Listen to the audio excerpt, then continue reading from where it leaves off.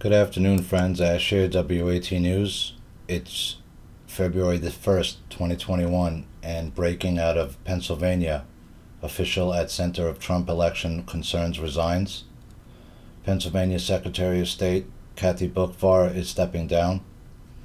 The Pennsylvania Secretary of State, who emerged as a villain to supporters of former President Donald Trump, said Monday she will resign for failing to comply with an unrelated state election law. Kathy Boockvar, a Democrat, will leave office on February the 5th. Her office botched the handling of a state constitutional amendment that would allow more sexual abuse victims to sue their alleged abusers. In a statement, she said, "I've always believed that accountability and leadership must be a cornerstone of public service. While I only became aware of the mistake last week and immediately took steps to alert the administration to the error, I accept the responsibility on behalf of the department." Pennsylvania law requires that proposed amendments pass the state legislature twice. The Secretary of State's office must publicize the proposed amendment in 2 newspapers in each of the state's 67 counties ahead of the election between votes, which her office failed to do. And we covered that when we read it, when we went over the whole documents about Pennsylvania. So it did come forward that she did fail to follow those laws. Governor Tom Wolf, also a Democrat, announced Boockvar's resignation in a press release that stressed the issue was separate from the presidential election. This change at the Department of State has nothing to do with the administration of the 2020 election, which was fair and accurate, Wolf said. So they're trying to explain it away as it doesn't have anything to do with the presidential election, but it kind of is obvious that it does, right? The delay caused by this human error will be heartbreaking for thousands of survivors of childhood sexual assault, advocates, and legislatures, and I join the Department of State in apologizing to you. I share your anger and frustration that this happened, and I stand with you in your fight for justice. Boockvar became a national political figure after she sought to accept mail-in ballots 3 days after the November 3rd election, which the state Republican Party said usurped the power of the state legislature.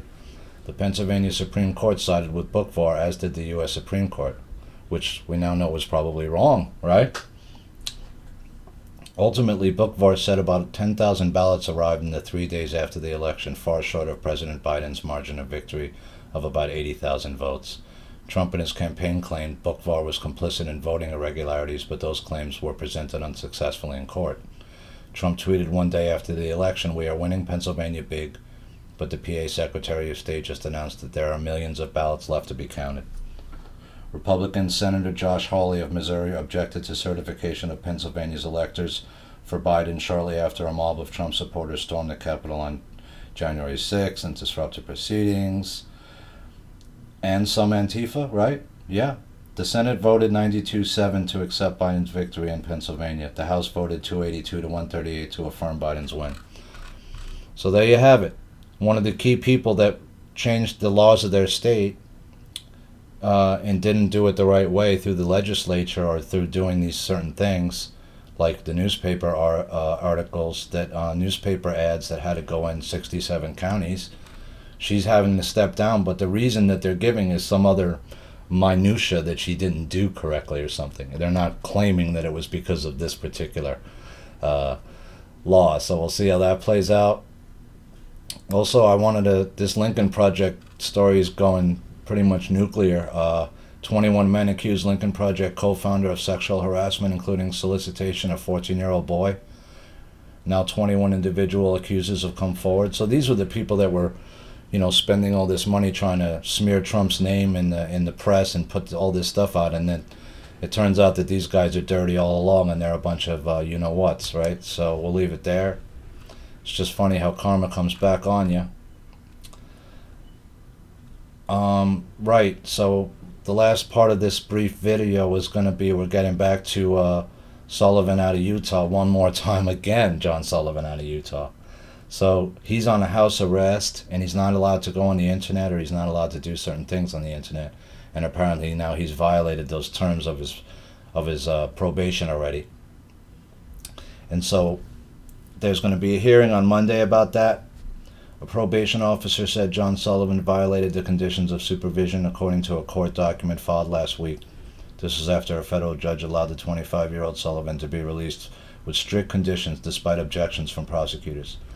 Sullivan, the founder of Insurgents USA and a revolutionary, quote-unquote, protest organizer, was arrested in Utah after the siege of Congress on January 6th and was charged in federal court in the District of Columbia.